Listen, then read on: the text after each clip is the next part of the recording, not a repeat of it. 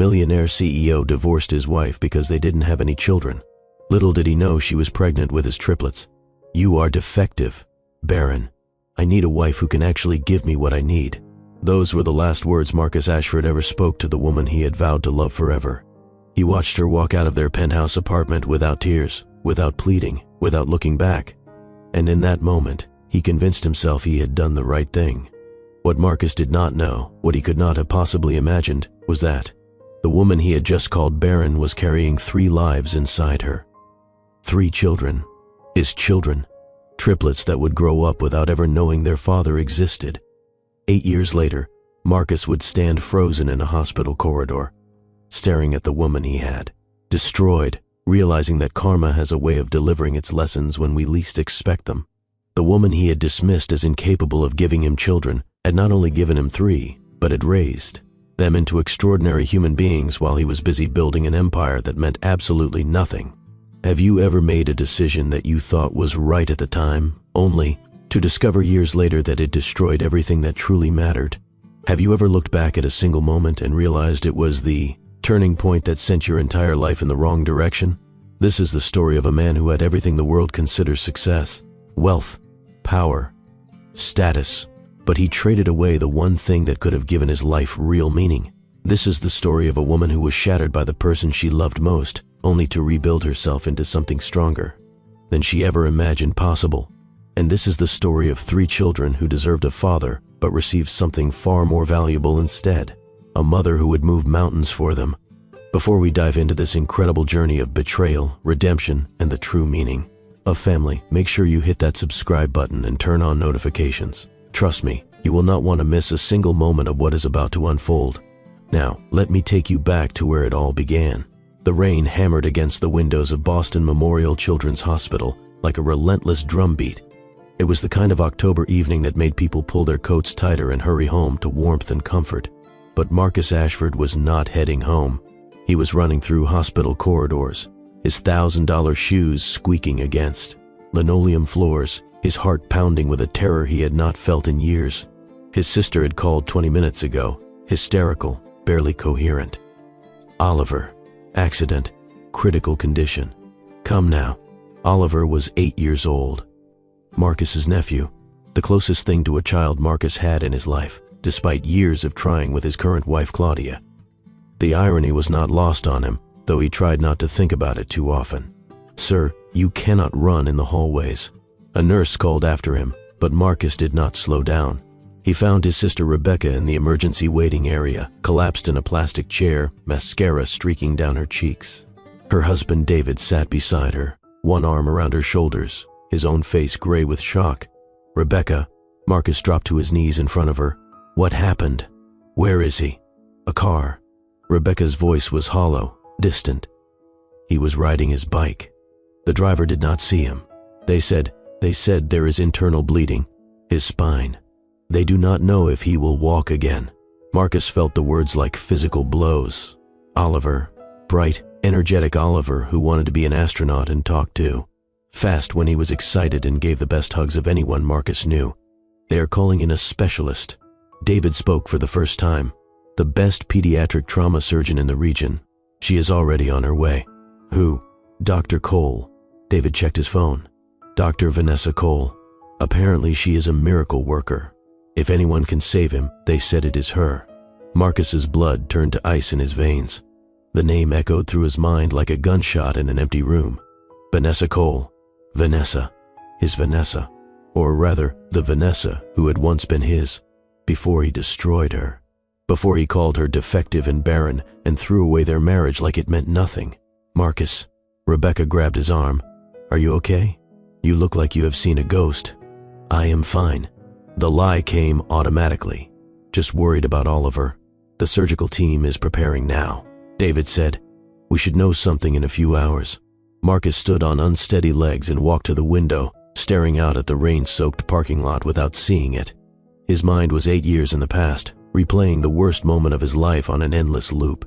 The door to the surgical wing opened, and Marcus turned toward the sound. She walked in like she owned the place, white coat pristine despite the late hour, dark hair pulled back in a practical knot. Those eyes, Those fierce, intelligent eyes that had once looked at him with love, now surveying the room with clinical detachment. Vanessa had not changed. Not really, but there was something different now. A hardness in her jaw, a protective shield around her that had not existed when she was his wife. She had been tempered by fire, forged into something stronger, and Marcus could see the evidence of that transformation in every confident step she took. "I am Dr. Cole," she addressed Rebecca and David, not even glancing in Marcus's direction. "Your son Oliver is being prepared for emergency surgery. I have reviewed his scans. He has multiple fractures, internal bleeding, and potential spinal complications. The next several hours will be critical." Rebecca stood shakily. "Can you save him? I am going to do everything in my power." Vanessa's voice softened slightly for the terrified mother. "The damage is significant, but I have seen worse outcomes result in full recovery. I need you to stay strong for Oliver. He is going to need you when he wakes up." When, not if. The word choice was deliberate, Marcus realized. Even now, even in crisis, Vanessa knew exactly how to give people hope. "I need someone to sign the surgical consent forms," Vanessa continued. "The parents would be ideal." "I cannot." Rebecca's voice broke. "I cannot hold a pen right now. My hands will not stop shaking." David was not in better shape. He looked at Marcus with desperate eyes. "I will sign." Marcus stepped forward. "I am his uncle. I have medical power of attorney for situations when his parents are incapacitated." For the first time, Vanessa looked directly at him. Her expression did not change, but Marcus saw something flash in her eyes. Recognition, memory, and underneath it all, a cold fury that 8 years had done nothing to diminish. "Fine." She handed him a tablet with the consent form. "Sign at the bottom." Their fingers brushed as she passed him the device. The contact lasted less than a second, but Marcus felt it like an electric shock. 8 years. 8 years of trying to convince himself he had made the right choice. 8 years of building a life with Claudia that looked perfect on paper but felt hollow in reality. And now here was Vanessa, standing in front of him, about to save his nephew's life. "Dr. Cole," Marcus said her name quietly, carefully. "I know this is not the time, but I need you to know that I am grateful. Whatever happened between us, I am grateful you are here." "You are right." Vanessa's voice could have frozen the rain outside. "It is not the time." She turned to the surgical team that had assembled behind her. "Let us go save this child's life." Marcus watched her disappear through the surgical doors, and for a moment he forgot how to breathe. That was the woman he had thrown away. Brilliant, commanding, capable of saving lives with her hands. And he had called her defective. The surgery lasted 7 hours. Marcus sat in the waiting room, ignoring the constant vibration of his phone. Claudia had called 6 times. His assistant had called 4 times. 3 board members had texted about a product launch that suddenly seemed unimaginably unimportant. None of it mattered. Oliver mattered. And somewhere in the back of his mind, buried beneath legitimate concern for his nephew, was a growing obsession with the woman currently holding a child's life in her skilled hands. Rebecca had fallen asleep on David's shoulder, exhausted by fear and waiting.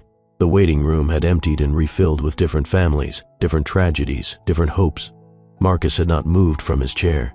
He found himself thinking about the past, about the 3 years he and Vanessa had spent together before everything fell apart. They had met at a charity gala, of all places. She had been a medical student then, attending as a guest of a professor who was being honored. Marcus had been a rising executive, already being groomed to take over the family business empire. She had not known who he was at first, had not cared about his family name or his net worth or the connections he could provide. She had argued with him about healthcare policy, challenged his assumptions, about philanthropy, made him laugh harder than anyone had in years. He had fallen in love with her completely, helplessly, in a way his grandmother Eleanor had warned him against. Love is a liability in our world. Eleanor had said, marriage is a strategic partnership. Find someone suitable, someone from the right family, someone who understands the responsibilities that come with the Ashford name. This medical student of yours, she is a distraction. But Marcus had married Vanessa anyway, had defied his grandmother for the first and only time in his life, had believed, foolishly, that love would be enough to protect them from Eleanor's disapproval and the pressures of the world he came from. For 2 years it almost had been. And then the questions started. When are you giving us an heir? Eleanor would ask at every family gathering. The Ashford legacy requires continuation. What is taking so long? The fertility treatments began, the doctor's appointments, the hopes raised and dashed month after month. And slowly, insidiously, Marcus had begun to see Vanessa through his grandmother's eyes. As a failure, as a liability, as a woman who could not give him the one thing his family demanded. The night he ended their marriage, they had just received another negative result. Another failed treatment, another month of trying with nothing to show for it. Vanessa had been crying in their bedroom, and instead of comforting her, Marcus had felt something snap inside him. Years of pressure, years of disappointment, years of Eleanor's voice in his ear telling him he had made a mistake. "This is not working," he had said coldly. "You are not working. What does that mean?" "It means I need an heir. The family needs an heir, and you cannot provide one. We can try again. We can see another specialist." "Marcus, please. I have been patient long enough." His voice had grown colder with every word. "The doctors say there is nothing more they can do. You are barren, Vanessa, defective, and I cannot keep pretending that is going to change." The look on her face in that moment would haunt him for the rest of his life. Not just pain, not just heartbreak, something deeper, something that looked almost like betrayal turning into ice. "You are not the man I married," she had said quietly. "Maybe not, but I am the man who needs a family, and you cannot give me one." She had packed a single bag that night, had walked out without looking back, had filed for divorce within the week, asking for nothing except to be free of him. And Marcus, fool that he was, had let her go, had convinced himself he was doing the right thing, had married Claudia Thornton 18 months later, a woman from the right family, with the right connections exactly as his grandmother had always wanted.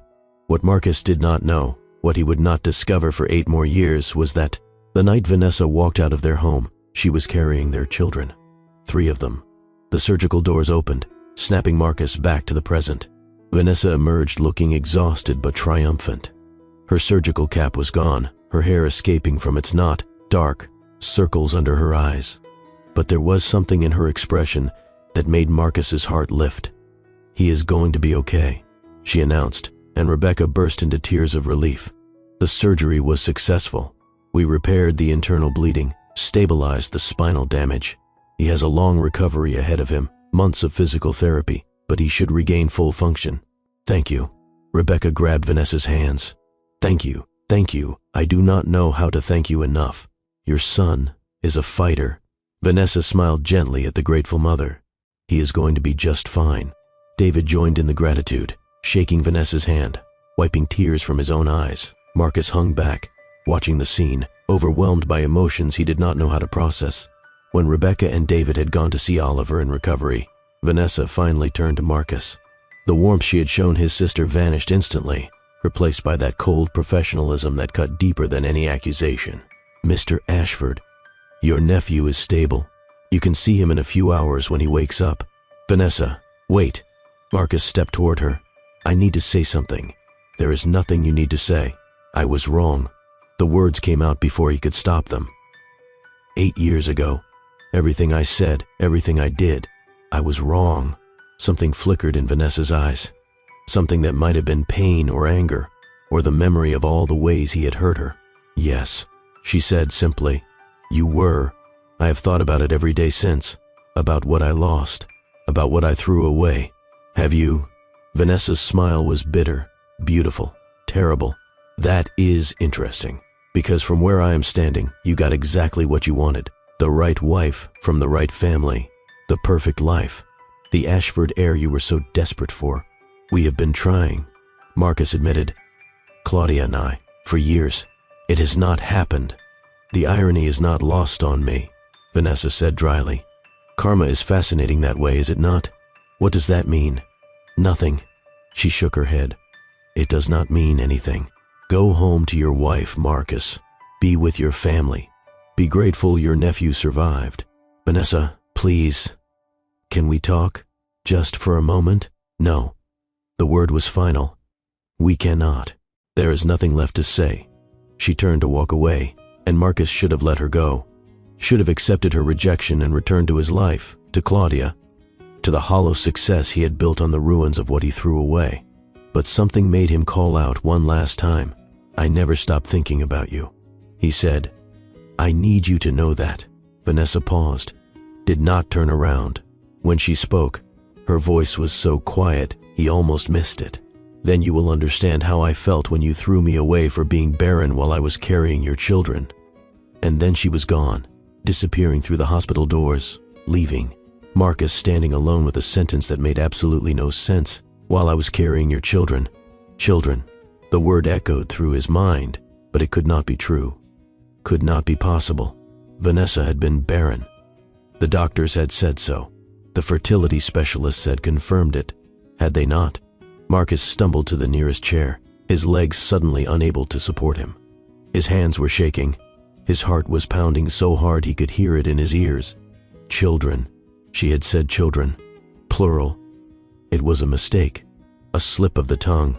Something said in anger that did not mean what it sounded like. But Vanessa Cole did not make mistakes. Not with words. Not with anything. Marcus pulled out his phone with trembling fingers and searched for the number of the best private investigator in the city. Whatever the truth was, he was going to find it. And nothing would ever be the same. The investigator's name was Daniel Reeves, a former FBI agent who now worked exclusively for clients wealthy enough to afford his discretion. Marcus had used him before for corporate matters, competitor research, background checks, on potential business partners. But this assignment was different. "I need everything you can find on Dr. Vanessa Cole," Marcus said when they met 2 days later in a private conference room. "Her life since our divorce. Every detail." Reeves raised an eyebrow. "Personal matter? Does it change your fee?" "No. Then it does not matter." "Fair enough." Reeves pulled out a leather notebook. "Timeline?" "Fast. As fast as you can manage. I will have preliminary findings within a week." It was the longest week of Marcus's life. He went through the motions of his normal existence. Board meetings, product reviews, dinners with Claudia where they discussed social calendars and foundation galas, and all the things that used to seem important, but now felt meaningless.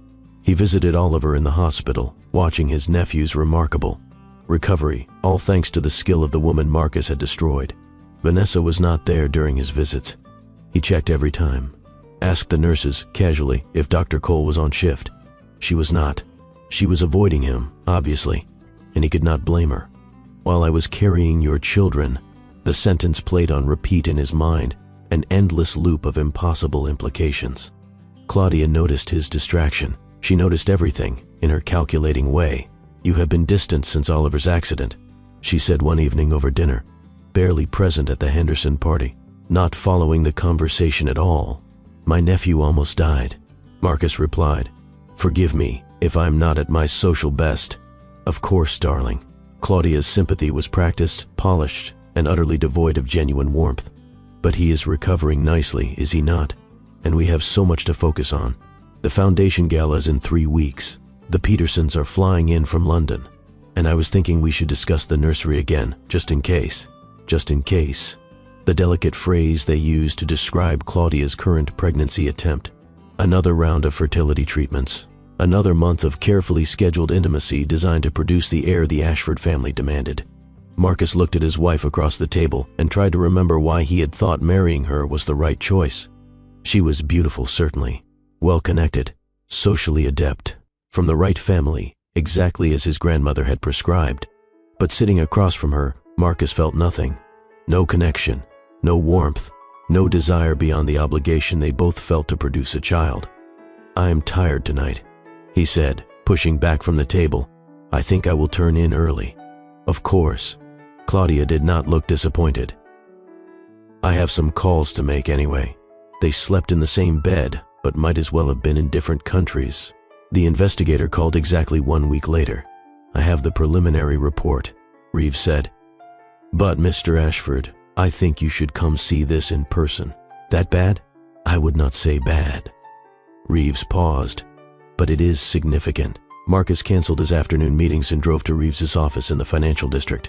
The investigator was waiting with a thick folder and an expression that was carefully neutral in the way that suggested carefully managed emotions. "Before I show you this," Reeves said, "I need to ask you a question." "Go ahead." "Did you know your ex-wife had children?" The words hit Marcus like a physical blow. He had to grip the arm of his chair to keep from falling. Children. Plural, just like Vanessa had said. No. His voice came out as a whisper. I did not know. Reeves nodded slowly and opened the folder. Dr. Vanessa Cole gave birth on April 15th, 8 years ago. Triplets. 2 girls and a boy. They were born 6 weeks premature at Massachusetts General Hospital and spent 3 weeks in the NICU. Marcus could not speak, could barely breathe. The birth certificates. Reeves slid papers across the table. Father listed as unknown. Marcus stared at the documents. 3 names. Ava Marie Cole. Ethan James Cole. Mia Rose Cole. Born April 15th, 9 months after Vanessa walked out of their home with a single bag and her dignity. Oh God, Marcus whispered. There is more, Reeves continued, his voice carefully neutral. Medical records from the conception timeline. Your ex-wife was undergoing fertility treatments at the time of your divorce. The final treatment was successful. She discovered the pregnancy the same day you ended your marriage. Marcus closed his eyes, but that only made the reality more vivid. The night he called her barren, defective, incapable of giving him what he needed. She had already been pregnant, with triplets. I have tracked her life since then, Reeves continued. The photographs and documentation are in the folder. I should warn you, Mr. Ashford, it is not easy reading. Marcus opened his eyes and began to look through the evidence of everything he had missed. Vanessa at her medical school graduation, exhausted but radiant, holding 3 toddlers in her arms. The children's first day of kindergarten, dressed in matching outfits, clutching little backpacks with excited smiles. Birthday parties in a modest apartment, streamers and balloons, and a cake that was clearly homemade. Holiday gatherings with an older woman who looked like Vanessa. Her mother, Marcus realized, who must have moved from Chicago to help raise her grandchildren. School photographs showing 3 faces that were unmistakably, undeniably his. Ava had his mother's eyes. Ethan had his grandfather's determined jaw. Mia had his own quiet, observant expression. They were beautiful. They were brilliant. And they had grown up without him. The financial records. Reeves handed over another set of documents. She struggled significantly in the early years. Medical school debt, NICU bills, childcare costs that would have crushed most people. She worked part-time jobs between classes, took on research projects for extra money, and somehow still graduated with honors. Marcus looked at the numbers, the years of sacrifice, the impossible juggling of motherhood and medical, training, the sheer determination it must have taken to survive. Her mother died 2 years ago. Reeves continued, cancer. According to what I could find, she had been the primary caregiver for the children while your ex-wife completed her residency and built her career. The children lost their grandmother, Marcus said numbly. Yes, and since then, Dr. Cole has been raising them alone. Marcus stared at the most recent photographs.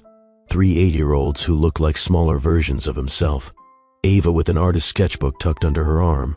Ethan standing with the confident posture of a natural leader.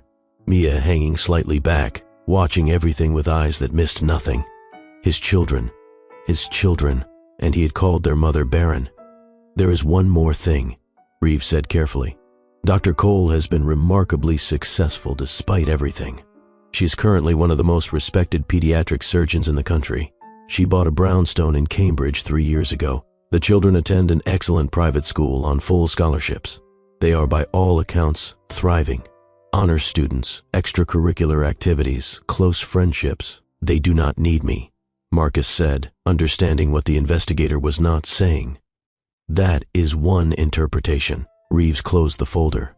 Or you could say they do not know they need you because they do not know you exist.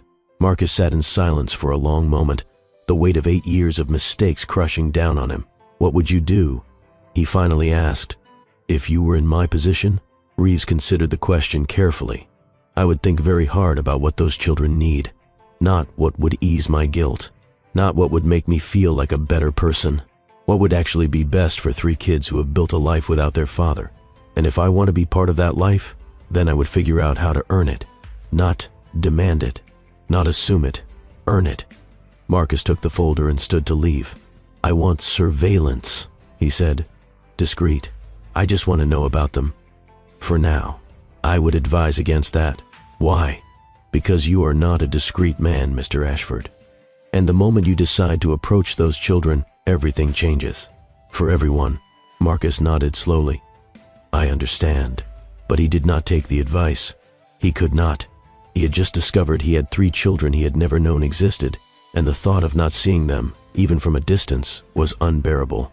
2 weeks later, Marcus was parked across the street from Vanessa's Cambridge brownstone, watching his children leave for school.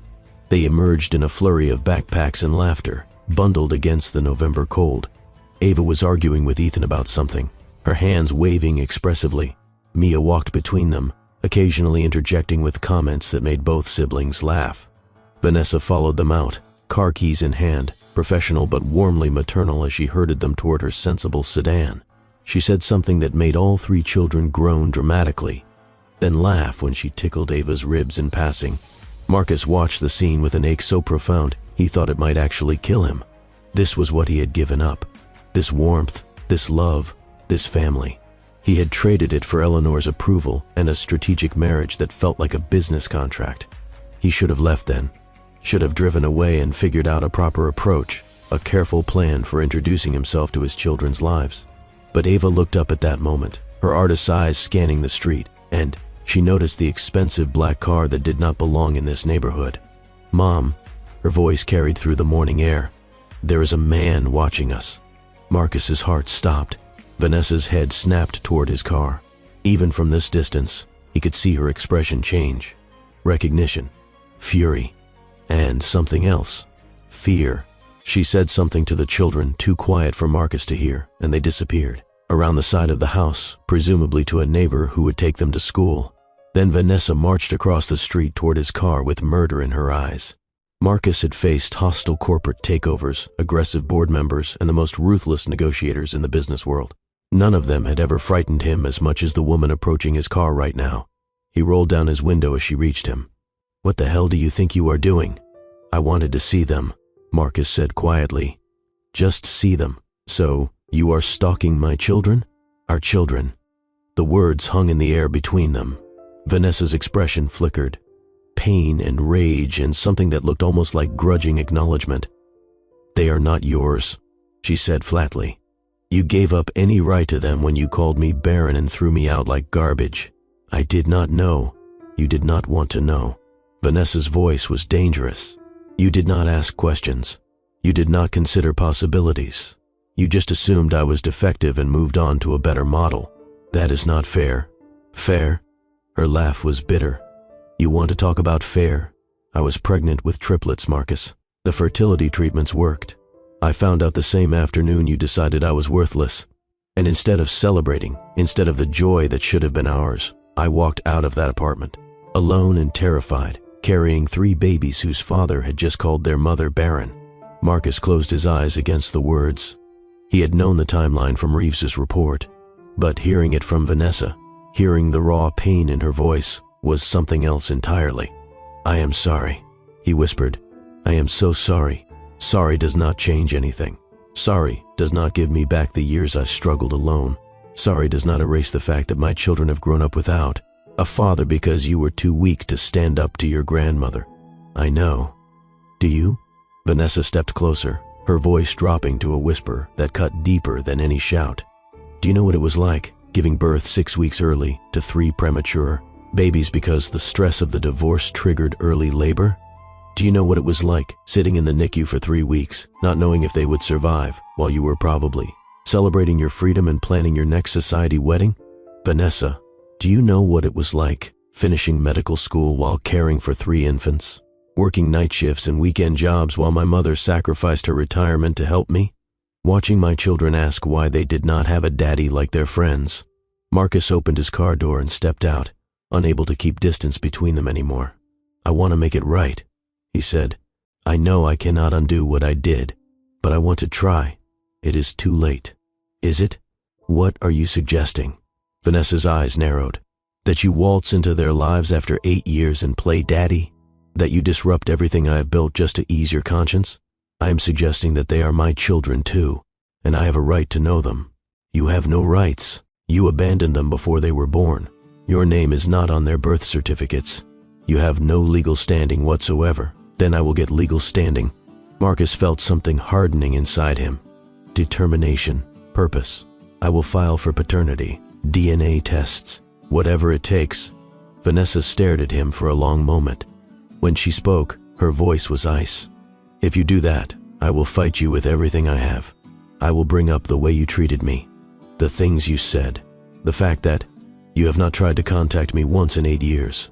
What judge is going to give custody rights to a man who called his pregnant wife Barren and then ignored her existence until it was convenient to remember? I do not want to fight you. Then walk away. Go back to your perfect wife and your perfect life. Leave us alone." "I cannot." Marcus shook his head. "Vanessa, I cannot. I have seen them now. I know they exist. I cannot pretend I do not have 3 children out there living their lives without me. Then you will understand exactly how I felt when you threw me away." Vanessa turned and walked back toward her house without another word. Marcus watched her go, the weight of 8 years of mistakes crushing down on him. But underneath the guilt and the regret, something else was growing. Determination. Those were his children. And somehow, some way, he was going to find a path into their lives. He just did not know yet that the path would be far more painful than he could possibly imagine. That evening, Marcus returned home to find Claudia waiting in the living room with a glass of wine and a calculating expression. "You missed the Henderson call," she said without preamble. They wanted to discuss the foundation partnership. Something came up. Something more important than a $10 million philanthropic initiative? Marcus poured himself a scotch and sat across from his wife. "Claudia, can I ask you something?" "Of course." She tilted her head with practiced interest. "Why did you marry me?" "What?" Her laugh was confused, uncertain. "What kind of question is that?" "An honest one. I married you because I loved you, because we were compatible, because we made sense together. Did you love me?" Marcus pressed. "Really love me? Who I am as a person, not what I represent or provide." "Marcus, where is this coming from? I almost lost my nephew last week, a child I love more than almost anything in the world, and it made me think about what really matters, about whether the life we are building is the one we actually want." Claudia set down her wine glass carefully. "We have a wonderful life," she said slowly. "A beautiful home, social standing, a future together. What more could we possibly want?" "I do not know," Marcus admitted. "But I am starting to wonder if everything I thought I wanted was actually what I needed." Claudia studied him with new wariness. "You are scaring me," she said quietly. "This is not like you. This questioning, this existential doubt. Maybe it is exactly like me. Maybe it is who I would have been if I had not spent my whole life trying to meet expectations instead of following my own heart." "What are you saying?" "I am saying I need some time to think, to figure out what I really want." Claudia's expression hardened. "If this is about the pregnancy issues, we can see another specialist. There are new treatments being developed all the time." "It is not about that," Marcus said, though they both knew it was at least partially about that. "It is about everything, about whether this life we have built is actually making either of us happy." "I am happy. Are you?" Marcus met her eyes. "Really?" Claudia did not answer, and in her silence, Marcus heard everything he needed to know about the state of their marriage. That night, lying awake in the darkness, Marcus made a decision. He was going to find a way to meet his children, and he was going to figure out once and for all whether the life he was living was the life he was meant to have. He did not know it yet, but that decision would cost him almost everything. It would also give him the chance to gain something far more valuable. Marcus had no idea that his world was about to be completely shattered. What he discovers next will change everything he thought he knew about his past and his future. If you are invested in this story, hit that like button and let me know in the comments. Do you think Vanessa was right to keep the children a secret? I read every single comment. The confrontation with Vanessa had shaken Marcus more than he wanted to admit, but it had also crystallized something inside him, a determination that felt foreign after years of drifting through a life designed by others. He went to see his grandmother Eleanor 3 days later. Eleanor Ashford was 82 years old and still terrifying. She held court in the family mansion in Beacon Hill, surrounded by evidence of 5 generations of Ashford's success. Portraits, awards, artifacts from business empires built and maintained by her careful guidance. "Marcus." She greeted him with a cheek kiss that passed for affection in their family. "What brings you here on a Thursday afternoon?" "I need to talk to you about something." "Sit." Eleanor gestured to the chair across from her. Tell me what is on your mind." Marcus sat and looked at the woman who had shaped so much of his life, who had pushed him toward success and away from love, who had convinced him that family legacy mattered more than personal happiness. "I found out something recently," he said carefully, "about Vanessa." Eleanor's expression flickered. "Vanessa, your first wife. What about her?" "She had children." Marcus watched his grandmother's face. "After we divorced. Triplets." Eleanor's face remained carefully neutral. "Did she?" "They are mine, grandmother. My children. 3 of them, 8 years old. I have been watching them. They are brilliant and beautiful, and they have grown up without me because I was too much of a coward to stand by the woman I loved." A long silence stretched between them. "This is precisely what I warned you about," Eleanor said finally. "Getting involved with that woman in the first place. She was never suitable for our family. She is the mother of my children, illegitimate children, born out of wedlock, not recognized by our family. They are my blood." Marcus felt anger rising. "Your great-grandchildren, not legally, not officially. And if you are smart, you will keep it that way." "What does that mean?"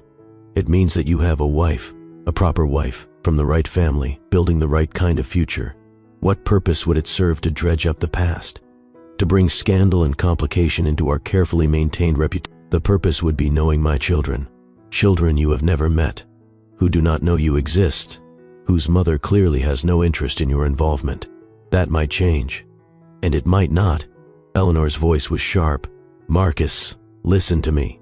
I have spent my entire life protecting this family, building our legacy, ensuring that the Ashford name means something. I will not watch you throw all of that away for some misguided attempt at redemption. It is not misguided. It is foolish." Eleanor leaned forward. "And I will not support it. If you pursue this, if you attempt to establish any legal connection to those children, you will do so without family resources, without family backing, without the inheritance you have spent your entire life working toward." Marcus stared at his grandmother, seeing her clearly for perhaps the first time. "You would disinherit me," he said slowly. "For wanting to know my own children. I would protect the family from scandal. There is a difference." "No." Marcus stood. "There is not." "Marcus, sit down." "No." He shook his head. "I have done everything you asked, married the woman you approved, built the career you designed, sacrificed every authentic feeling I have ever had for the sake of appearances, and I am done." "You do not mean that." "I mean every word." Marcus walked toward the door. "Those children are Ashford's whether you acknowledge them or not, and I am going to find a way to be their father, with or without your blessing. If you walk out that door, everything changes. Maybe that is exactly what needs to happen." Marcus left without looking back. It was the first time he had ever stood up to his grandmother. And despite the fear of what it would cost him, he felt something unfamiliar stirring in his chest. It felt almost like freedom. 2 weeks passed. 2 weeks of planning, strategizing, and trying to figure out how to approach Vanessa in a way that might actually result in meeting his children. Marcus had consulted with lawyers about his options. They were not encouraging. Without acknowledgement from the mother, establishing paternity would require DNA testing that could take months. Even then, his complete absence from the children's lives would make any custody claim difficult. But Marcus did not want custody. He just wanted a chance, a single meeting, the opportunity to look into his children's eyes and know them, even briefly. He was in his office, staring at photographs from the investigator's file, when his phone rang with an unfamiliar number. "Mr. Ashford." The voice on the other end was professional. "This is Boston Memorial Hospital. You are listed as an emergency contact for Dr. Vanessa Cole." Marcus's blood turned to ice. "What happened? Is she all right?" "Dr. Cole collapsed during a surgery this afternoon. She is conscious but has been admitted for observation. She is asking for you." "She is asking for me?" "She says there are arrangements that need to be made. For her children. She specifically requested that you come. I am on my way." Marcus broke every speed limit between his office and the hospital. His mind raced with terrifying possibilities. Vanessa was sick. Vanessa was dying. Something had happened to the woman he had destroyed, and now she needed him. When he arrived at the hospital, a nurse directed him to a private room on the 4th floor. He knocked once, and then entered without waiting for a response. Vanessa was sitting up in bed, looking pale but alert, and 4 dripped fluids into her arm. Monitors beeped a steady rhythm beside her. She was not dying. She was not even seriously ill, but she looked more vulnerable than Marcus had ever seen her. "You came," she said quietly. "You asked me to." Vanessa nodded slowly and gestured to the chair beside her bed. "Sit. We need to talk." "What happened? Are you all right?" "Exhaustion. Stress. I pushed myself too hard for too long, and my body finally demanded that I stop. The doctors want to keep me overnight for observation, but I should be fine." "Then why did you call me?" Vanessa looked at her hands, folded in her lap. "Because you were right," she said finally, "about the children deserving to know their father. Because I realized today that I might not always be here to take care of them, and if something happens to me, they would need someone. They would need you." Marcus felt his throat close. "Vanessa, let me finish." She held up a hand. "I have spent 8 years protecting them from you, from the possibility that you would reject them the way you rejected me. But I saw you that day, in the car outside my house. You were watching them like they were the most precious thing you had ever seen. They are, I know." Vanessa met his eyes. "I could see it, and I realized that whatever happened between us, whatever you did to me, that does not mean you would do the same to them. I would never hurt them. Can you promise that?" "Yes." Marcus leaned forward. "I can promise you that I will spend the rest of my life trying to be worthy of them." Vanessa studied him for a long moment, searching for something, perhaps the man he used to be, buried beneath the polished exterior. "I am going to give you one chance," she said finally. "One supervised meeting, in public. If it goes well, if the children respond to you, we can discuss more contact. But if you hurt them in any way, if you disappoint them or make them feel unwanted, I will make sure you never see them again. I understand. They do not know who you are." Vanessa continued. "I have told them you are a colleague from the hospital who wanted to meet them. Nothing more. You will not reveal your identity until I decide they are ready." "Agreed. And if you are doing this because of guilt, or to ease your conscience, or to prove something to yourself, I need you to walk away now. Those children deserve better than a father who shows up when it is convenient and disappears when it gets hard." Marcus shook his head. "I am doing this because they are my children, and I have already missed 8 years of their lives. I will not miss another day that I do not have to." Vanessa nodded slowly. "Saturday," she said. 2 o'clock. The playground at Boston Common. I will bring them. I will be there." Vanessa closed her eyes and leaned back against her pillows. "Now go," she said quietly. "I need to rest, and you need to figure out what kind of father you're going to be." Marcus stood, hesitated, then reached out to touch her hand briefly. "Thank you," he said, "for giving me this chance. Do not make me regret it. I will not." He left the hospital with his heart pounding and his mind racing. In 4 days, he would meet his children. In 4 days, everything would change. He spent those 4 days preparing like he had never prepared for anything in his life. He researched child development, read books about connecting with kids, practiced conversation openers that would not seem awkward or forced. Claudia noticed his distraction but said nothing. Their marriage had become a cold war of silences and careful avoidance. They slept in the same bed but lived in different worlds. On Saturday morning, Marcus woke before dawn. He showered, shaved, and spent an hour choosing an outfit that looked approachable but not trying too hard. He arrived at Boston Common an hour early, sitting on a bench near the playground, watching families come and go. At exactly 2 o'clock, he saw them approaching. Vanessa walked between her children, one hand on Mia's shoulder, guiding them toward the playground. Ava bounced ahead, eager and energetic, her curly hair escaping from its ponytail. Ethan walked with measured steps, surveying the area like a young businessman assessing a new environment. Mia hung back slightly, watchful and quiet. They were even more beautiful up close than they had been from a distance. Marcus stood on shaking legs as they approached. "Kids," Vanessa said evenly. "This is Mr. Ashford. He is a colleague of mine from the hospital." "Hello," Marcus managed, his voice rough with emotion he was struggling to contain. Ava studied him with open curiosity. "Are you a doctor too?" "No." Marcus smiled despite his nerves. "I run a technology company. We make software that helps people do their jobs better." "That sounds boring," Ava announced with 8-year-old honesty. Marcus laughed, a genuine delighted sound that seemed to surprise everyone, including himself. "It can be boring sometimes," he admitted. "What do you like to do that is not boring?" "I paint," Ava said immediately, "and draw, and make sculptures out of clay. Mom says I am going to be a famous artist someday." "I believe it." Marcus looked at the sketchbook tucked under her arm. "Would you show me some of your work?"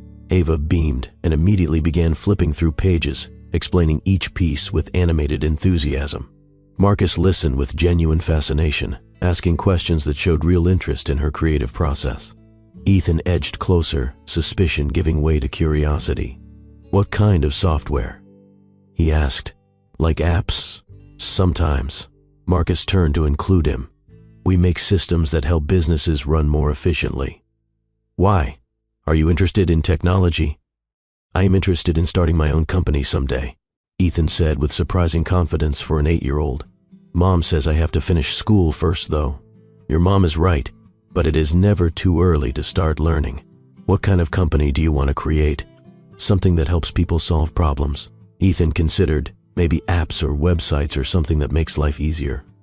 Marcus was struck by how similar Ethan's interests were to his own at that age. The same curiosity, the same drive, the same instinct for seeing opportunities. "That is a great goal," he said.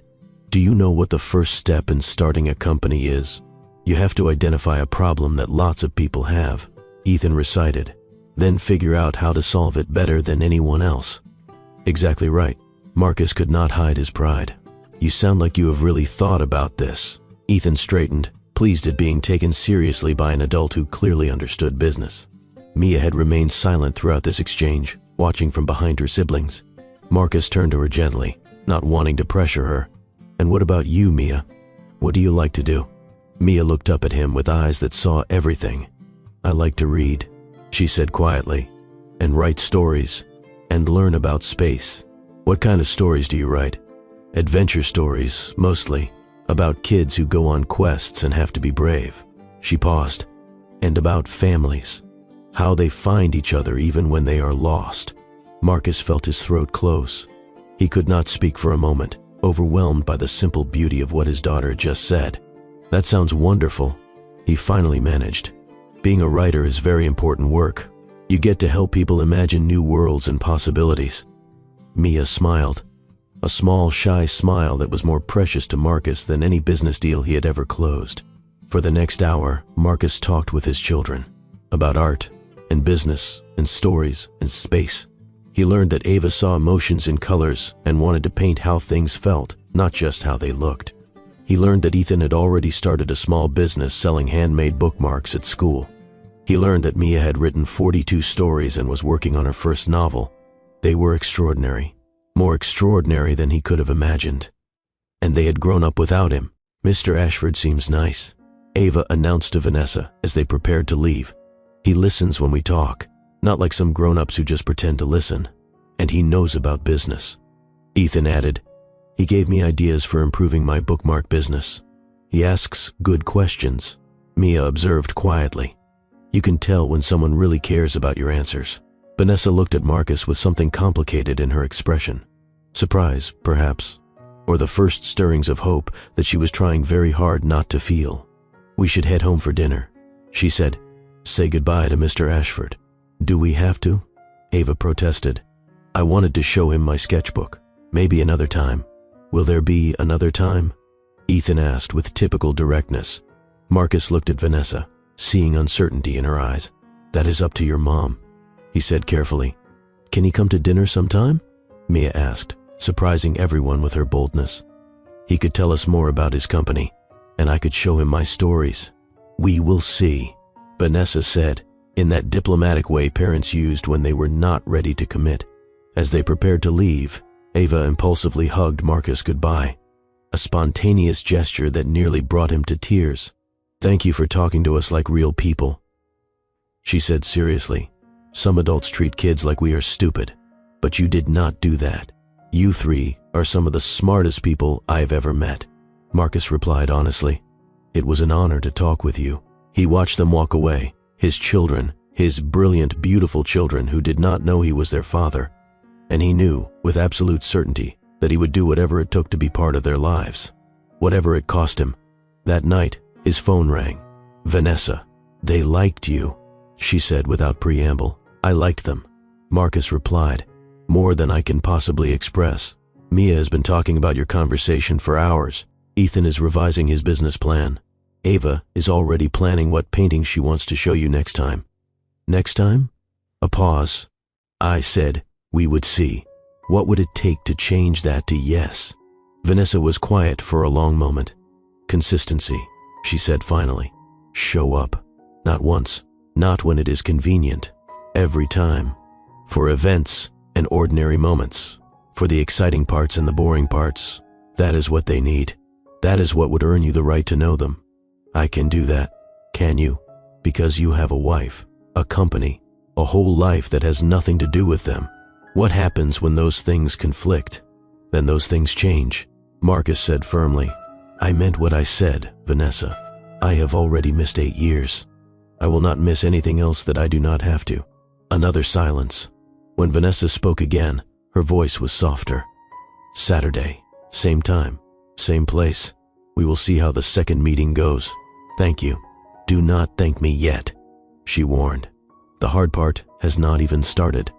She was right. The hard part was coming. Claudia's discovery of his secret meetings. Eleanor's schemes to protect the family reputation. Legal battles and public scandals and impossible choices.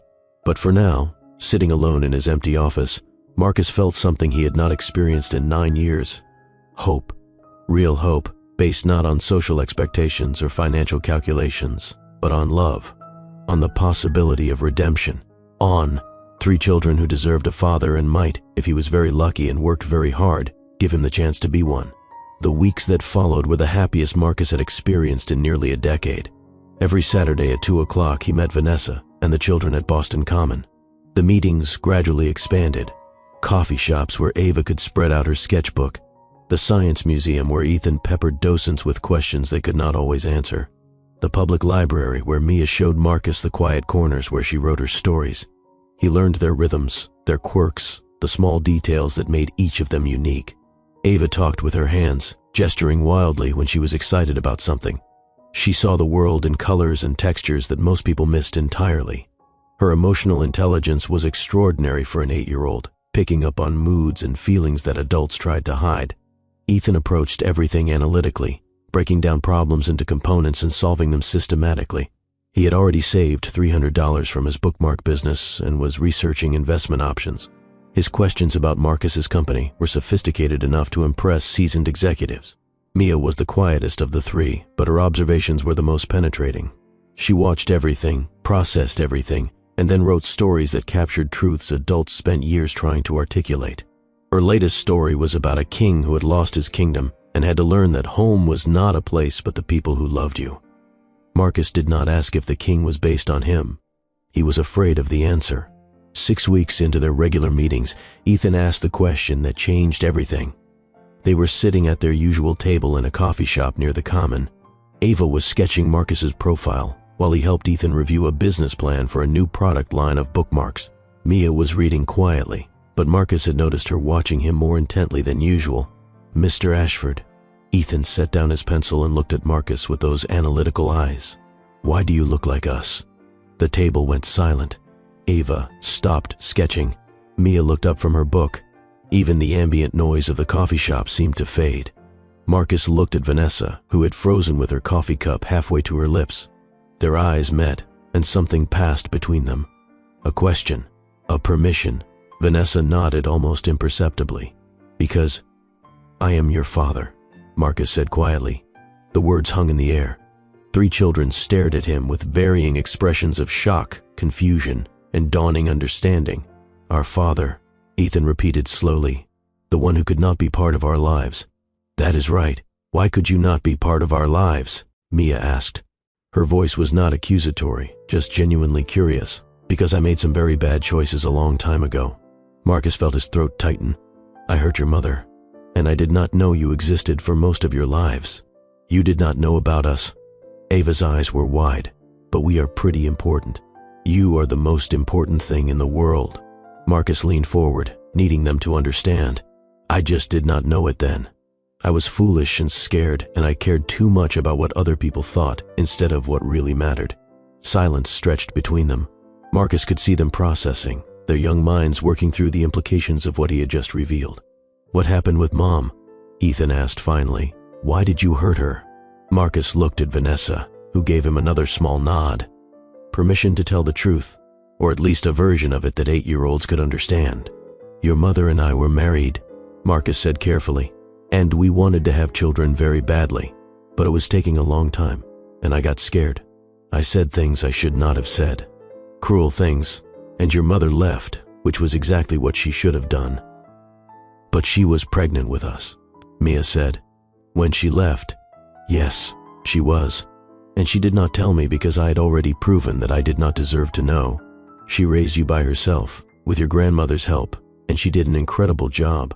Ava had been quiet throughout this exchange, her artistic mind processing in images rather than words. Now she spoke. "You look sad when you talk about it," she observed. "Like you are remembering something that hurts." "I am," Marcus admitted, "because missing your lives is the biggest hurt I have ever experienced, and I can never get those years back. But you are here now," Mia said quietly. "That counts for something, does it? Mom says that what matters is not falling down. What matters is getting back up." Marcus felt tears prickling at his eyes. He blinked them back, not wanting to make this moment about his own emotions. "Your mother is the wisest person I know," he said. "I should have listened to her a long time ago." Another silence. Then Ethan spoke with his characteristic directness. "We have been talking," he announced. "The three of us. We decided we want to know you, but we have conditions." "What conditions?" "You have to come to all our school events," Ava said, "and teach me more about business," Ethan added, "and listen to my stories." Mia continued, "Really listen, not just pretend. And you have to be nice to Mom," Ethan finished with fierce protectiveness. "She is the best mom in the world. If you are mean to her, we do not want you around." Marcus looked at his 3 children, overwhelmed by their maturity, their loyalty, their willingness to give him a chance he absolutely did not deserve. "Those are very reasonable conditions," he said, his voice rough. "I accept them all." "Good." Ava nodded with satisfaction. "Now, do you want to see my new painting? It is about families that get put back together." As Marcus followed his children to Ava's bag to look at her latest artwork, he felt Vanessa's eyes on him. He turned to meet her gaze. She was not smiling, but she was not frowning either. She looked like someone who was cautiously allowing herself to hope. It was more than Marcus deserved, and he was determined to prove himself worthy of it. That evening, Marcus returned home to find Claudia waiting for him in the living room. She was not alone. A man in a dark suit sat across from her, a folder open on the coffee table between them. Marcus recognized the logo on the folder, a private investigation firm, not the one he had used. A different one that Claudia had apparently hired herself. "Hello, Marcus." Claudia's voice was ice. "We need to talk about your secret family." Marcus felt the blood drain from his face. "How did you find out? Did you think I would not notice?" Claudia stood, her composure cracking. "The distraction, the mysterious Saturday appointments, the way you look at your phone like you were waiting for something. I had you followed, Marcus. I know everything." Marcus looked at the investigator, who had the good sense to look uncomfortable. "Leave," he said quietly. "I am not finished reviewing the findings with Mrs. Ashford. Leave now, or I will have security escort you out." The investigator gathered his materials and left without another word. When the door closed behind him, Claudia turned on Marcus with fury in her eyes. 3 children. She spat. 3 children with your ex-wife, and you have been sneaking around behind my back to see them. I was going to tell you. When? When they showed up at our door demanding their inheritance? When the tabloids discovered that Marcus Ashford has been hiding illegitimate children for 8 years? They are not illegitimate. They are my children. They are a scandal waiting to happen. Claudia began pacing. "Do you have any idea what this will do to your reputation? To our position? To everything we have built? I do not care about my reputation." Claudia stopped pacing and stared at him. "What did you just say?" "I said, I do not care." Marcus felt something releasing inside him, something he had held on to for too long. "For years, I've been living the life everyone told me I should want. the right wife, the right image, the right everything. And I have been miserable, Claudia. Completely, utterly miserable. So this is my fault? Claudia's voice rose. I'm the reason you are unhappy. No, this is my fault. All of it. I married you for the wrong reasons. I stayed with you for the wrong reasons. And I am done pretending that any of it is working. What are you saying? I am saying I want a divorce. The word hung in the air between them. Claudia's face went through several transformations. Shock, rage, and finally, a cold calculation that Marcus had seen before but never directed at him. You cannot divorce me, she said flatly. I am pregnant. What? I was going to tell you tonight, before I discovered your little secret. Claudia placed a hand on her stomach. The latest treatment worked. I am carrying your child, Marcus, your legitimate child. And if you think I am going to let you walk away now, you are out of your mind. Marcus stared at her, trying to process this new information. A baby, after years of trying, after everything. But instead of joy, he felt only a deeper sense of trapped desperation. Claudia, if you are really pregnant, we need to talk about this calmly. There is nothing to talk about. Claudia's voice was sharp. You are going to stop seeing those children. You are going to stop having any contact with your ex-wife. And you are going to focus on our family, our real family. I cannot do that. Then I will make sure the whole world knows what kind of man you really are. Claudia picked up her phone. The tabloids would love this story. Billionaire CEO abandons pregnant wife for secret family with ex. Your board would be thrilled. Your investors would be delighted.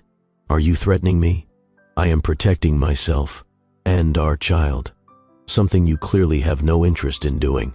Marcus looked at the woman he had married, the woman his grandmother had chosen for him, and he realized that he had never truly known her at all. Do what you have to do, he said quietly. I will not abandon my children. Not again, not ever. Then you leave me no choice. Claudia walked out of the room with her phone already at her ear. Marcus stood alone in the silence she left behind, knowing that his life was about to explode in ways he could not fully predict. But for the first time, he did not care about the explosion. He only cared about protecting the people who mattered. The scandal broke 3 days later. Marcus woke to find his face on the front page of every tabloid in the city. Billionaire CEO's secret family exposed. Ashford heir hiding illegitimate children. Society wife devastated by husband's betrayal. The stories were carefully crafted to paint Marcus as the villain and Claudia as the victim.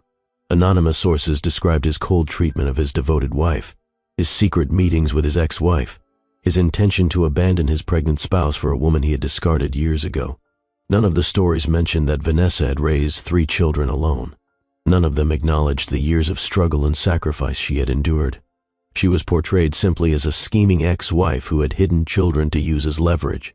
Marcus's phone exploded with calls, board members demanding explanations, investors expressing concern, his public relations team begging for a statement. He ignored all of them. The only call he answered was from Vanessa. Have you seen the news? Her voice was tight with controlled anger. I have seen it. They are calling me a schemer, saying I hid the children to manipulate you. My hospital is asking questions about my character. I am so sorry. Marcus felt the weight of guilt crushing down on him. This is my fault, all of it. Yes, it is. Vanessa paused. But that is not why I am calling. The children have seen the headlines. They know what is being said about me, about you. They are confused and scared. Let me talk to them. That is not your decision to make. Please, Vanessa, let me explain. Let me tell them that the stories are lies. They need to know that I did not abandon you. That I did not know. Silence on the other end of the line. Then a heavy sigh. Come to the house, she said finally. Tonight, 8 o'clock, after they have had time to process. I will be there. And Marcus, bring a lawyer. We need to figure out how to protect them from whatever Claudia is planning next. Marcus arrived at Vanessa's brownstone exactly at 8. The neighborhood was quiet, but he noticed an unfamiliar car parked down the street. Paparazzi, probably, or another investigator. The vultures were circling. Vanessa opened the door before he could knock. They are in the living room, she said quietly. They have questions. I will answer all of them. Honestly, as honestly as I can." Marcus followed her inside, past the warmth and evidence of a real home that he had never provided. The children were sitting together on the couch, presenting a united front. Ava was clutching her sketchbook. Ethan had his arms crossed. Mia was watching with those eyes that missed nothing. Marcus said awkwardly, "I know you have seen some things today. Are they true?" Ethan asked immediately. "The things they said about Mom? No." Marcus sat down across from them. "The stories are lies. Someone is trying to hurt me by hurting your mother, and I am going to do everything I can to stop it." "Who would do that?" Ava asked. Marcus hesitated. "How did you explain adult cruelty to children?" "Someone who was angry with me," he said carefully, "because I made choices that affected them." "Your new wife," Mia said quietly. "The pregnant one?" Marcus nodded slowly. "Yes. Why is she angry?" "Because I told her I was not going to stop seeing you, even when she asked me to." The children absorbed this information. "So she is punishing you," Ethan said analytically, "by hurting Mom and us. That is what it looks like." "That is not fair." Ava's voice trembled. "Mom did not do anything wrong. She is a good mom. The best mom. I know she is." Marcus leaned forward. "And I am going to make sure everyone knows that. I am going to fix this." "How?" Mia asked. "I do not know yet, but I promise you, I will find a way." "Promises do not mean much," Ethan said sharply. "You promised Mom things before, and you broke them." The words hit Marcus like a physical blow. He deserved them. Every one of them. "You are right," he admitted. "I did break promises. I was a different person then. Weaker, more scared, more concerned with what people thought than what was right." "What changed?" "You." Marcus looked at each of his children in turn. "Finding out about you changed everything.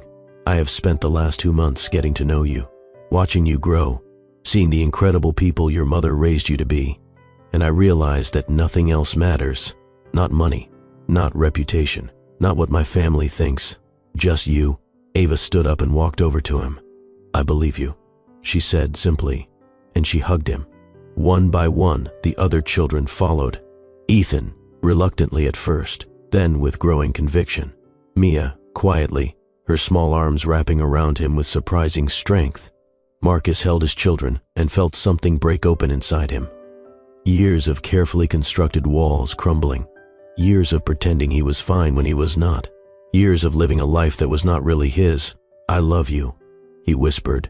"All 3 of you, and I will spend the rest of my life proving it." Over Ava's head, he met Vanessa's eyes. She was standing in the doorway, watching the scene with an expression he could not quite read. But she was not stopping it. That had to count for something. The legal battle that followed was brutal. Claudia filed for divorce on grounds of abandonment and emotional cruelty. She demanded the majority of Marcus's assets, citing his betrayal and the stress it had caused her pregnancy. Her lawyers painted her as a victim, a devoted wife discarded for a previous relationship. Marcus's legal team responded with evidence of the strategic nature of their marriage, the lack of genuine emotional connection, Claudia's own focus on social status rather than partnership. But the real battle was over something Claudia could not claim: the children. 2 weeks after the scandal broke, Marcus received a phone call from his grandmother. "I need to see you." Eleanor's voice was commanding as always. "There are things we need to discuss." "I do not think we have anything to discuss." "We do. Trust me. Come to the house. Tonight." Against his better judgment, Marcus went. He found Eleanor in her study, surrounded by ledgers and legal documents. She looked older than the last time he had seen her. Smaller, but no less formidable. "You have made quite a mess," she observed as he entered. "I have made choices. There is a difference. Choices that will cost this family everything we have built. Everything you have built." Marcus corrected. "I never asked for any of it. You benefited from it nonetheless." Eleanor set down the document she had been reviewing. "But I did not ask you here to argue. I asked you here to offer a solution." "What kind of solution?" "The children. Your ex-wife. They are the problem. Eliminate the problem, and everything else goes away." Marcus felt a chill run down his spine. "What are you suggesting?" "I have had a conversation with Dr. Cole." Eleanor smiled coldly, made her an offer. significant financial compensation in exchange for relocating, starting fresh somewhere far from Boston, far from you. You did what? She is considering it. Eleanor continued as if she had not heard him. $3 million. Enough to start over anywhere in the world. Her children would have every opportunity, and you would be free to repair your marriage, protect your legacy, continue the Ashford line properly. Those are my children. They are complications. Eleanor's voice was sharp. Illegitimate complications that will haunt this family for generations. Better to remove them cleanly now than to deal with the fallout later. Marcus stared at his grandmother, seeing her clearly for perhaps the first time in his life. You would pay off my children's mother, he said slowly. Send them to another country. Make them disappear. Just to protect your precious reputation. I am protecting this family. Something you seem incapable of doing. No. Marcus shook his head. You are protecting an image. A name, money, and status, and all the things that do not actually matter. And I am done letting you control my life. Marcus, be reasonable. I am being reasonable. For the first time in my life, Marcus stood. Those children are Ashfords, whether you acknowledge them or not. Vanessa is their mother, and she is more worthy of respect than anyone in this family. And if you try to interfere with them again, I will cut every remaining tie between us. You would turn your back on your family. I am turning my back on a legacy of cruelty and control. Marcus walked toward the door. If that is what it means to be an Ashford, then maybe I do not want to be one. You will regret this. No. Marcus paused at the doorway. I will only regret the years I spent trying to please you instead of following my own heart. He left his grandmother's house for the last time. Whatever happened next, he would face it without her approval, without her resources, without the weight of expectations that had shaped his entire life. It was terrifying and liberating, and for the first time, he felt like he knew exactly who he was. The next morning, Marcus went to see Vanessa. She answered the door looking exhausted, dark circles under her eyes, her usually immaculate appearance showing signs of stress. Your grandmother came to see me, she said without preamble. I know. I am sorry. She offered me $3 million to take the children and disappear. What did you say? Vanessa stepped aside to let him in. I told her that my children are not for sale. She closed the door behind him, and that if she ever approached me again, I would go to the media with a recording of her attempted bribery. You recorded her? I record everything these days. Vanessa led him to the kitchen, where coffee was already brewing. It seems like the prudent thing to do when powerful people are trying to destroy your life. That is fair. They sat at the kitchen table, two people who had once loved each other, trying to navigate the wreckage of the past. The children are at school, Vanessa said. They asked about you this morning, wanted to know if you were okay. They were worried about me. They have been following the news. Ethan has created a spreadsheet tracking the media coverage. Ava has been painting her feelings about it. Mia wrote a story about a dragon who was attacked by jealous knights. That sounds about right. Vanessa smiled slightly. They are handling it better than I expected. Better than I am handling it, honestly. You should not have to handle any of this. Marcus leaned forward. This is my mess. My family's cruelty. My ex-wife's vindictiveness. None of it should touch you. But it does. Because I chose to let you into our lives. Because I chose to give you a chance. Do you regret it? Vanessa was quiet for a long moment. Ask me again in a year, she said finally. If we all survive this, we will survive it. I will make sure of it. How? Vanessa's voice was tired. You are being attacked from every side. Your wife, your grandmother, the media. Your own company is facing pressure because of the scandal. How are you going to protect us when you cannot even protect yourself? Marcus reached across the table and took her hand. She did not pull away. By focusing on what matters, he said, and letting everything else fall away. That sounds nice in theory. It is more than theory. Marcus squeezed her hand gently. I filed for divorce this morning. I told my lawyers to give Claudia whatever she wants. Money, property. I do not care. I just want this to be over so I can focus on being a father. And your grandmother? I am done with her. I told her last night. Whatever happens with the inheritance, the family money, the Ashford legacy, I do not want any of it if it means sacrificing my children. You would walk away from everything? I already have. Vanessa stared at him. searching his face for signs of the man who had broken her heart 8 years ago. Marcus did not know what she saw, but whatever it was, it made her eyes soften. "You really have changed," she said quietly. "I had to." Marcus met her gaze. "I spent 9 years becoming someone I did not recognize, someone my grandmother would approve of, someone who fit the role I was supposed to play. But that person was miserable, empty, incapable of real love. And now I'm trying to figure out who I actually am, what I actually want." Marcus smiled slightly. "It is terrifying, honestly, but also the most alive I have felt in years." Vanessa was quiet for a moment. Then she stood and walked to the window, looking out at the street where paparazzi were probably still lurking. "I never stopped loving you," she said without turning around. "Even when I hated you, even when I swore I would never forgive you. Part of me never stopped loving the man you used to be, Vanessa. But I cannot go through that again." Vanessa turned to face him. "I cannot let myself be vulnerable to someone who might hurt me the way you did. I am not strong enough, not anymore. I understand. Do you? Because I need you to really understand. If we are going to try this, if we are going to see if there is anything left between us, it has to be slow, careful. I have to be able to trust you completely before I can give you any part of my heart. I will earn that trust. You have been saying that for weeks, and I will keep saying it for as long as it takes." Marcus stood and walked toward her. "I am not asking you to forgive me today. I am not asking you to love me again. I am just asking for the chance to prove that I have changed, really changed, for good." Vanessa looked at him for a long moment. "Start by being there for the children," she said finally, "consistently, for months, not weeks, through the scandal and whatever comes after. Prove to me that you are the father they deserve. I will. And if you ever hurt them the way you hurt me, I will destroy you. I will use every resource at my disposal to make sure you never see them again. I understand. Do you?" Marcus met her eyes with absolute conviction. "I would rather die than hurt them," he said. "And I would rather die than hurt you again." Something flickered in Vanessa's expression, the first hint of belief. "Then let us see what happens," she said quietly. It was not forgiveness. It was not trust. But it was a beginning, and Marcus intended to build on it, brick by brick, day by day, until he had earned back everything he had thrown away. 6 months passed. 6 months of consistent, dedicated presence in his children's lives. Every school event, every parent-to-teacher conference, every soccer game and art show and poetry reading, Marcus was there, rain or shine, scandal or success.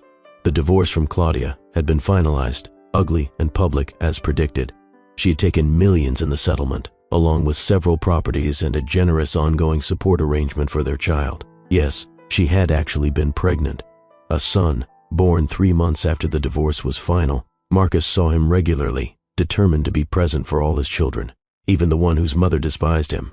The media storm had eventually subsided, replaced by newer scandals and fresher targets. The narrative had shifted once Vanessa's recording of Eleanor's bribery attempt became strategically relevant. Suddenly, the story was not about a cheating husband, but about a powerful family trying to pay off a single mother. Public sympathy swung in Vanessa's direction. Eleanor had retreated from public life, her influence over the family finally broken. Marcus had not spoken to her in months. He did not miss the conversations. The children had adjusted remarkably well. They called him Dad now, casually, naturally, as if he had always been there. They brought him problems and asked for advice and included him in their inside jokes. It was everything Marcus had dreamed of and more. But there was still one thing missing. "Can we talk?" he asked Vanessa one evening after dropping the children at her house. "Now, if you have time." They sat on her porch, the autumn leaves falling around them, the warmth of the house visible through the windows where 3 children were doing homework and arguing about television shows. "You have been incredible," Marcus said, "with everything. The scandal, the custody negotiations, letting me be part of their lives. I do not know how to thank you. You could start by not thanking me." Vanessa smiled slightly. "I did it for them, not for you. I know, but it still means everything." They sat in comfortable silence for a moment. "I have been thinking," Marcus said carefully, "about us, about whether there is still something there. Have you?" "Yes, and I know you said to go slow, to prove myself first." but I need you to know where I stand, which is, I love you." The words came out more easily than Marcus had expected. "I have loved you for 10 years. I never stopped, even when I was too stupid and scared to admit it. And I want to try again, really try, if you will have me." Vanessa was quiet for a long moment. "A year ago, I would have laughed at you," she said finally, thrown those words back in your face and slammed the door. "And now? Now I am not sure." Vanessa turned to look at him. "You have changed, Marcus. I can see it. The children see it. You are not the same man who broke my heart 8 years ago. Is that a yes?" "It is a maybe." Vanessa smiled. "A real maybe, which is more than I thought I would ever give you. I will take it. Good, because I have conditions." "What conditions?" "We date. Like normal people. Dinner, conversations, time together without the children. I need to know who you are now. Not as a father, as a person. Done. We go slow, very slow. If I need to pump the brakes at any point, you have to respect that. Of course. And if it does not work out, if we realize we are better as co-parents than partners, we part as friends. No drama, no fighting. The children come first, always. Always."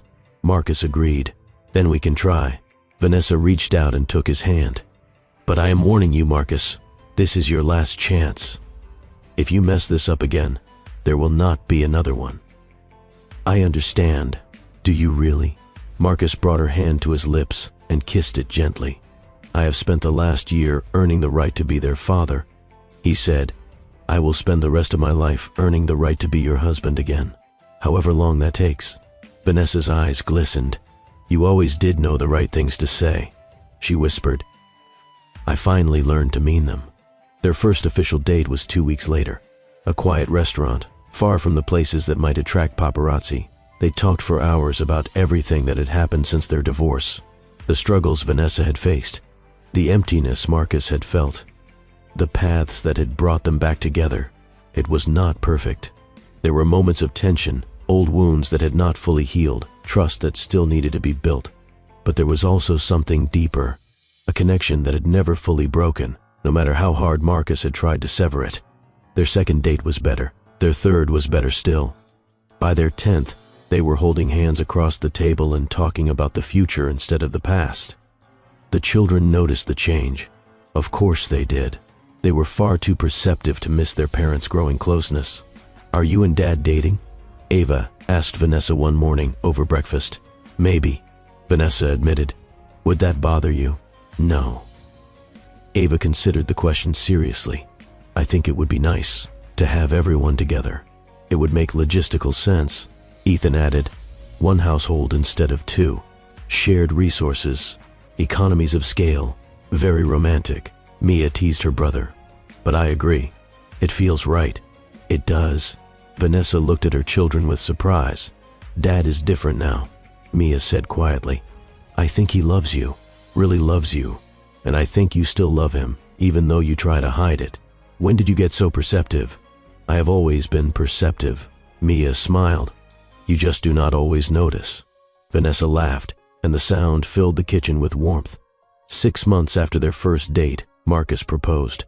It was not dramatic, not public, not designed to impress anyone except the woman in front of him. They were sitting on Vanessa's porch again, the place where so many important conversations had happened. The children were inside, watching a movie and pretending not to peek through the curtains.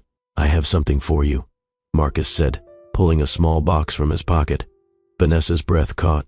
"Before you say anything, I want you to know that this is not about fixing the past." Marcus opened the box, revealing a ring that was nothing like the ostentatious diamond he had given her the first time. This one was simpler, more elegant, perfect for the woman she had become.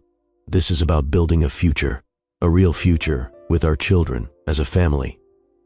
"Marcus, I am not the man I was 8 years ago. I am not the man my grandmother wanted me to be, or the man Claudia married, or the man who let fear control every decision. I'm just me. Flawed and still learning and probably going to mess up, sometimes. But I love you. I love our children. And I want to spend the rest of my life proving that I am worthy of this family." Vanessa was crying now. Not the tears of pain she had shed so many times before, tears of something else. Hope, perhaps, or joy. "Yes," she whispered. "Yes? Yes." She laughed through her tears. "Yes, I will marry you, Marcus Ashford." Again, for better or worse, though hopefully mostly better this time, Marcus slid the ring onto her finger and kissed her. And from inside the house, 3 children cheered loud enough to wake the entire neighborhood. The wedding was small and intimate, held in Vanessa's backyard under the trees that children had climbed since they were toddlers.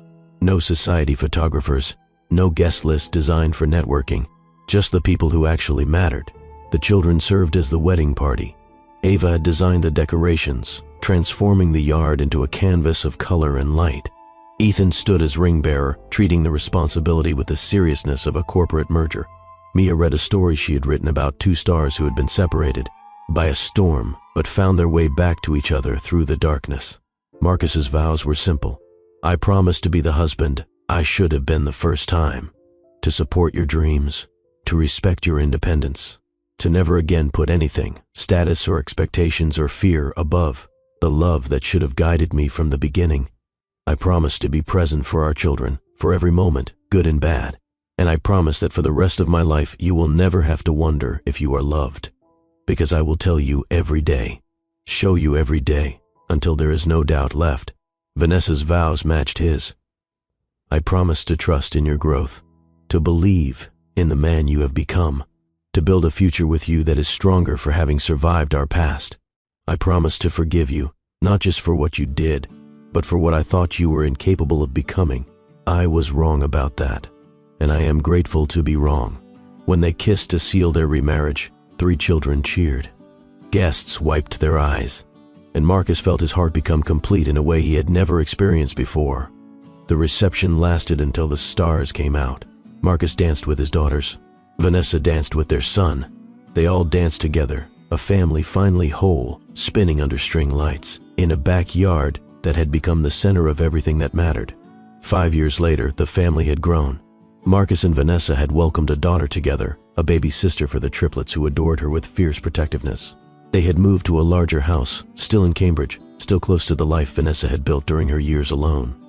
The triplets were 13 now, emerging into the complicated territory of adolescence with remarkable grace. Ava had her first art exhibition in a real gallery, her paintings drawing praise from critics who did not know they were looking at the work of a teenager. She painted emotions in colors others could not imagine, capturing truths that words could not express. Ethan had launched his first actual company, an app that helped students manage their homework and study time. It was moderately successful, but more importantly, it was teaching him the real lessons of entrepreneurship. He had already identified 3 ways to improve it. Mia had been published in several literary magazines, her stories touching readers who had no idea the author was barely a teenager. She was working on her first novel, a story about a family that fell apart and found its way back together through love and persistence. Marcus's company had thrived, not despite his changed priorities, but because of them. The culture he created, one that valued family and balance alongside success, attracted talent that competitors could not match. He worked hard, but he was home for dinner. He traveled when necessary, but never missed the events that mattered. His relationship with Claudia's son was healthy and consistent. The boy knew his siblings, spent holidays with the extended family, and understood that having divorced parents did not mean having less love. Eleanor had died 2 years after the wedding, never having reconciled with Marcus. He had attended the funeral, said the appropriate words, and felt remarkably little. The woman who had shaped so much of his life had never known the grandchildren who would have made her proud. Her choice, her loss.